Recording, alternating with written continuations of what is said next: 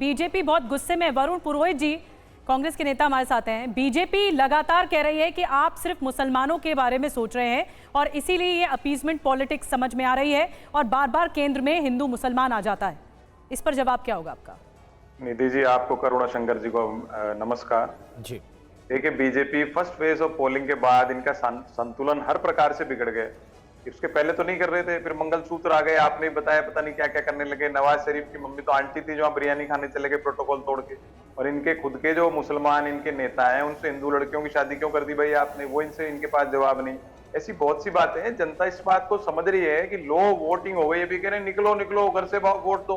भाई क्यों निकले आपके लिए? बेरोजगारी किसके लिए हुई? फैक्ट्रियां, बिजनेस किसका बंद हुआ? नोटबंदी से किसका नुकसान हुआ? हिंदुओं का नुकसान हुआ। हिंदुओं को तो ना इकोनॉमिकली पूरी तरह से मार दिया। इसलिए मार दिया कि उनको उनकी हालत खराब कर दो और ऐसा डर पैदा कर दो कि मुसलमान तुम्हारे साथ ऐसा कर देंगे वैसा कर देंगे, इनको वोट में देते रहे। ऐसा हिंदू किसी भी प्रकार से हिंदू चिंतन करने वाला, मनन करने वाला व्यक्ति होता है, जैसा ये हिंदू कह रहे हैं। मैं भारतीय की बात कर रहा हूँ। हिंदू शब्द कौन से उपनिषद में, पुराण में आया? इनसे पूछो, आप किसी टेक्स्ट में है क्या? ये तो बाद का क्रिएटेड वर्ड है। फिर ब्रिटिशर्स आए तो उन्होंने उसको एक कोडिफिकेशन किया जो हिंदू लॉ, हिंदू शब्द हो गया। तो ये हिंदू शब्द को करे जा रहे हैं। हमारे यहाँ पे हिंदू शब्द होता नहीं है। भारतीय संस्कृति, भारतीय दर्शन है हमारा, उसको बिगाड़ने का जो ये काम कर रहे हैं वोटों के खातिर, उससे देश परेशान है। आप मुझे बताइए, 10 साल से मोदी जी की सरकार है, क्या किया इन्होंने? 10 साल में क्या कर रहे थे?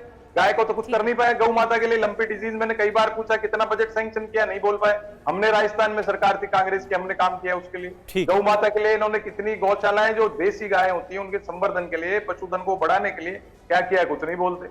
ये चीजें जो पूरा देश देख रहा है इनको। ये सिर्फ जो धर्म और आस्था, धर्म तो होता ही नहीं, रिलीजन नहीं है हिंदू कोई भी। हमारी फिलोसफी है।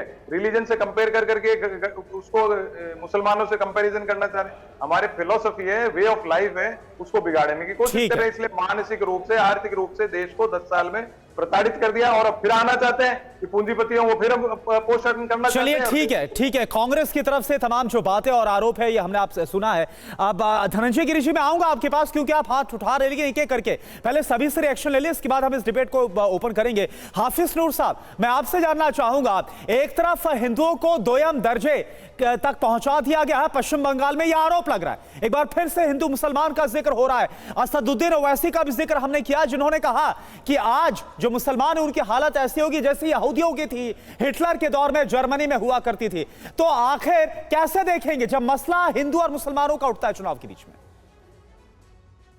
सबसे पहले तो टीएमसी के जो भाई बैठे हैं, इनसे मैं गुजारिश करता हूं कि चाहे कबीर हो या सगीर हो या कोई हो, ऐसे लोग कहीं भी हो, आप ये कहकर नहीं बच सकते कि ये उनका ऑफिशियल बयान नहीं है या ये है। आप उन पर कार्रवाई आप कीजिए, निकालिए, उन पर एफआईआर कराइए, जेल भेजिए ऐसे लोगों को। ऐसे लोग कहां से आते हैं? दूसरी बात, मैंने पहली बार अपने देश के, हमने ही नहीं, देश के वजीर आजम को सत्ता के लिए हो या उम्र का तकाजा हो, इतना लाचार पहली बार देखा है कि देश के हिंदुओं को जब सत्ता जाती हुई दिख रही है तो अब हिंदू और मुसलमानों के नाम से बरगलाया जाए, दोयम दर्जे का बता दिया जाए, कुछ भी कर सकते हैं साहब। जो बताइए, अभी जो हमसे पहले ये जो भारतीय जनता पार्टी के प्रवक्ता महोदय बोल रहे थे, इनकी अब लाचारी आप देखिए। 10 साल से सत्ता में है देश की और इनके पास बताने के लिए नहीं है कि हमने देश में कौन सा विकास किया है, कितने रोजगार दिए हैं, कितनी बुलेट ट्रेन दी है। ये सिर्फ हिंदू और मुसलमानों से नफरतें पैदा करके पहले की तरह अब भी राजनीति करना चाहते हैं। मैं दावे के साथ कह रहा हूं कि इस बार जो देश में लोकसभा का चुनाव हो रहा है वो हिंदू और मुसलमानों से नफरत के मामले में नहीं हो रहा है, विकास के नाम पर हो रहा है, बेरोजगारी के नाम पर। अगर विकास के नाम पर, हाफिज नूर साहब, ठीक है, आपने बड़ी बात रखी, विकास के नाम पर होना चाहिए, पर हो नहीं रहा है। चर्चा केंद्र में हिंदू मुसलमान पर ही हो रही है। एक कमेंट में अभी बहस करेंगे, एक कमेंट में अवनीजेश अवस्थी जी से जल्दी से ले लूं, उसके बाद फिर और ज्यादा विस्तार से बहस की जाएगी। अवनीजेश जी, साफ तौर पर देखिए, एक तरह से हुमायूं कबीर धमकाने की कोशिश करते हैं 30% और 70% के एंगल को लेकर। उनका मानना यह है कि मुर्शिदाबाद में अगर 30% हिंदू हैं तो 70% मुसलमान भी है, हाथ पर हाथ धरे नहीं बैठेगा मुसलमान। ये तो भड़काऊ बयान है, इस पर ही राजनीति हो रही है। निधि जी इन तीन लोगों ने जो बात कही है, मुझे लगता है कि मुझे उसका जवाब देना चाहिए। पहली बात तो ये कि मान गए कि पहली बार मैंने नरेंद्र मोदी जी को सुना जिसमें वो इस तरीके से दिख रहे हैं, हिंदू मुस्लिम कर रहे हैं। अब तक तो इसका मतलब बिल्कुल ठीक थे। ये लगातार पता नहीं कितने सालों से नरेंद्र मोदी को हिंदू हिंदू हिंदू करते हुए गाली देते थे।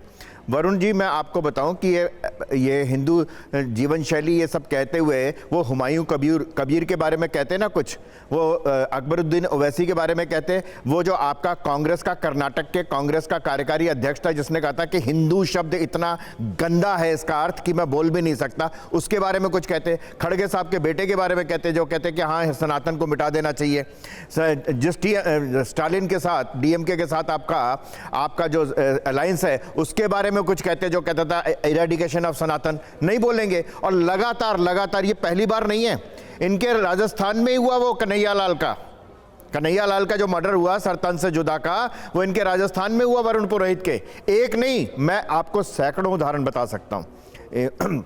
बात यह है, सच ये है कि पूरा कांग्रेस के घोषणा पत्र में एक बात। दूसरी बात निधि जी, एक बहुत बड़ी बात है जो लोगों को मालूम नहीं है।